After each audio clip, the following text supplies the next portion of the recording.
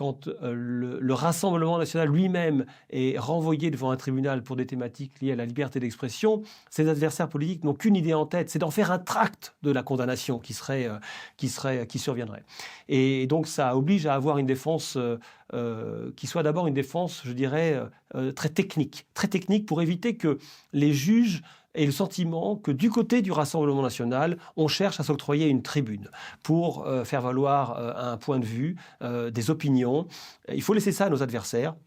Et je pense, enfin l'expérience montre qu'on y gagne beaucoup à adopter cette attitude très en distance par rapport à la polémique. L'agora, c'est bien pour ceux qui sont dans le débat public. Et c'est très important pour le juge de ne pas se sentir instrumentalisé à l'audience avec des procès à connotation politique ou à coloration politique, en tout cas très polémique, mais qui ne doivent jamais se départir finalement d'une ligne de défense qui est avant tout juridique et très technique. Et les procès qui ont été gagnés, et la plupart des procès de presse, même tous les procès de presse ont été gagnés depuis 10 ans, sur cette ligne-là.